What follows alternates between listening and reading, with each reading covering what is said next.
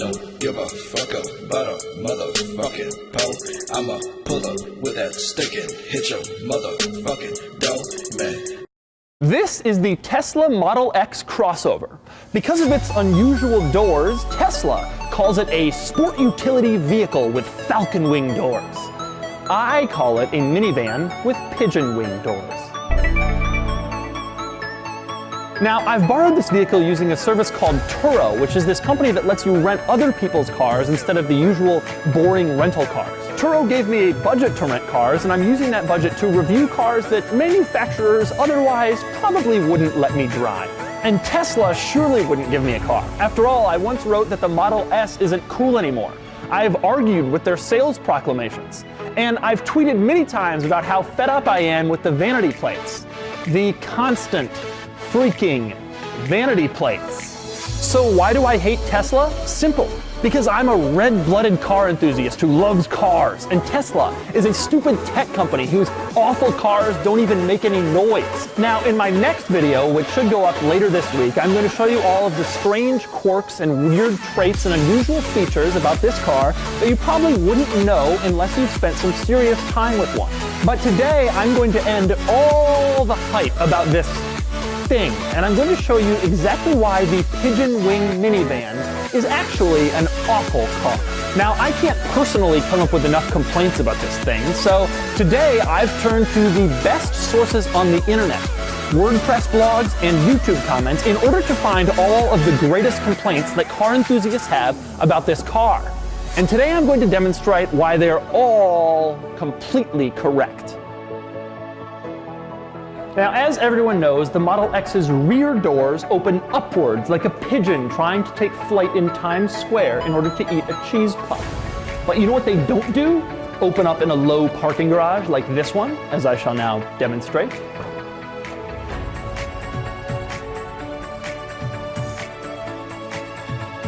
Darn it! Okay, fine, the doors can open in a low parking garage. They'd better be able to. But the biggest problem with the pigeon wing minivan's pigeon wings is that they won't open if you're parked tight and close next to someone. Allow me to demonstrate. I can easily get into this random individual's unlocked car. Takes a little work, but I'm in. No problem. But the pigeon wing minivan's pigeon wings are so big and bulky, there's no way they open in this tiny little space.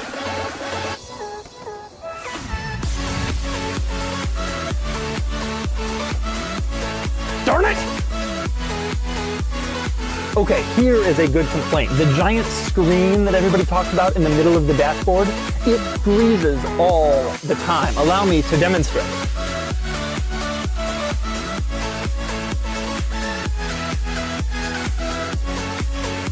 One second.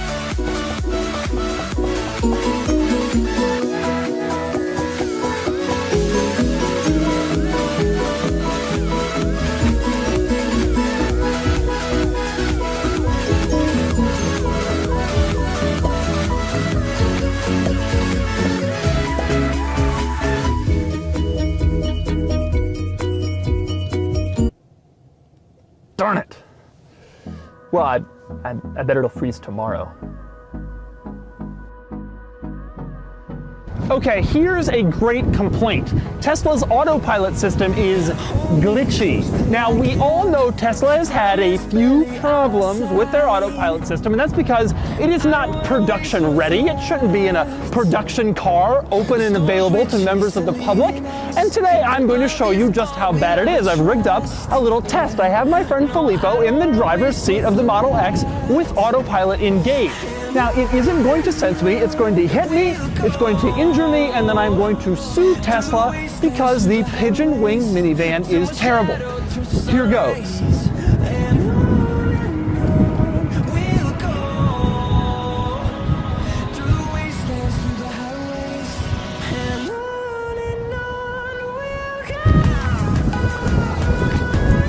Darn it!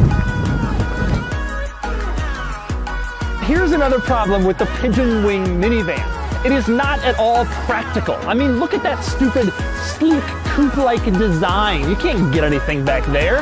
Now, my friend Filippo here, he feels differently. He thinks it's actually a relatively practical vehicle. But I I know better.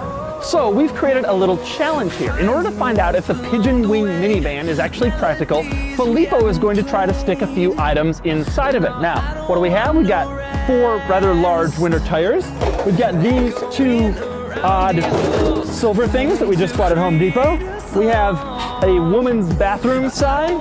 We have a couple of boxes of light bulbs, and we have one of those drive like your kids live here signs. Now, if that is not regular everyday groceries that you would put in the back of your car, I don't know what is. And so, Filippo, if you think you can get these items in back, have at it.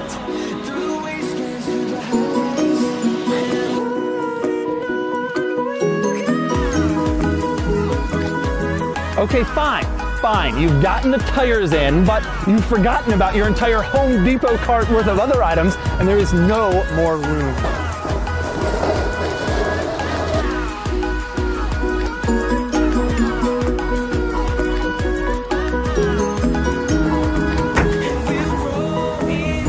Darn it! Here's another ridiculous thing about the Pigeon Wing minivan. It only has 257 miles of range. Do you believe that? What kind of stupid car only goes 257 miles before it has to be refueled? What kind of idiot Tesla owners put up with such a ridiculous amount of range? That's so absurd. Only 257 miles? How is that even tolerable? So here's the thing. All those criticisms you've heard about this car, maybe some you've participated in, they're not entirely true. But that still leaves the ultimate question. What's it like to drive? Well, it's time to take it on the road and find out. Obviously, the first thing you notice when you get into this vehicle, and just about any electric vehicle, is that it doesn't make any noise, which is always a little bit unsettling for a little while, especially when you floor the accelerator. This thing's pretty quick, and it's like... Now, the Model X is especially good on the highway, I think, because of the autopilot and because it's so fast and it's fairly substantial. It's a good highway cruiser. But I've started this test in the city because driving around the Model X, I discovered what I think are its 2 biggest driving flaws. Number 1 is the ride quality. It is pretty hard. Now, with that said, this is a performance SUV like a X5M or a Cayenne Turbo, and it rides about like those cars do. Now, the other demerit to me about the Model X's driving experience is you hear a lot of road noise and tire noise. Now, the funny thing about that, of course, is you don't hear any engine noise, so I think the road noise and tire noise are amplified because you're used to hearing those things drowned out a little bit by the engine. One thing that is very clear about the Model X, though, I don't want a highway on ramp.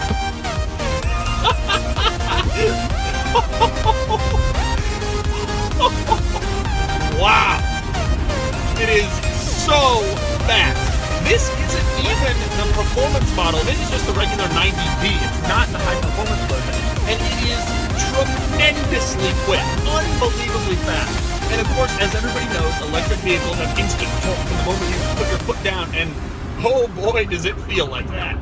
In terms of handling, I find handling to be pretty impressive for a vehicle this size and this weight. However, steering is vague compared to any performance SUV competitor.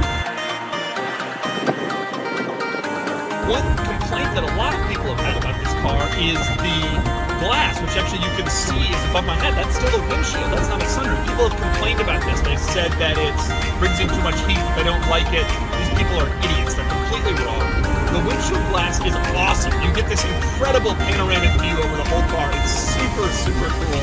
I wish all cars had it. Another crazy thing about the acceleration, we've just gone 0 to 60. Here's 70 plus, and it still kind of jolts you back in your seat. Now, one thing that's very cool, obviously, this car, like all the Model X's, has autopilot. And so you put it into autopilot, and it does it for you. And I'm going to cover more of this in my quirks video. Obviously, it doesn't actually do what I suggested earlier in the video. The car's not a magnet. If you walk up to it, it won't, like, back up. But it does work really well on the highway. I've noticed there are a couple issues with autopilot. Yesterday, I tried to change lanes into a car, and maybe it would have stopped itself, but I wasn't ready to find out. It doesn't do red lights. It doesn't do stop signs, that sort of thing, which surprised me. But other than that, it's so on the highway and in heavy traffic, autopilot is the greatest thing in the world because it just works 99.9% of the time, and it works well with 2 holes of the cruise control stock. You feel like you've transported yourself deep into the future. It's awesome. So my final conclusion? Well, the Model X does have some flaws, but not really so much the ones I showed you before that people seem to get so mad about. First, there's the styling, and regardless of whether or not you personally like it, you have to admit it's been kind of polarizing ever since this car came out. Next, the fit and finish and interior materials aren't quite as good as most luxury brand rivals. Just look at how much wear this driver's seat has after only 8,400 miles traveled. It's also pretty easy to notice things like the misaligned trim and panels that don't quite fit right. But that's part of the price you pay for being an early adopter of a brand new car with a lot of brand new features. And then there's my biggest personal gripe, which is the roof rack situation. Now, because of these trick doors, you can't mount a roof rack on this thing. Instead, Tesla suggests that you try to do this. I personally find that laughable, and so will anyone who's ever actually used a roof rack. It's a bit like calling your landlord and telling him that your toilet's broken, and he says, hey, just use the sink. But in general, I think this thing is pretty cool. And I say that as someone who has made fun of Tesla and its cars and its obsessive owners and their stupid vanity plates in the past. Why is the Tesla Model X an awful car? It isn't. And you'd better get ready because this might just be the future. I don't give a fuck about a motherfucking pole. I'ma pull up with that stick and hit your motherfucking door. Man, I don't give a fuck about a motherfucking pole. I'ma pull up with that stick and hit your motherfucking door.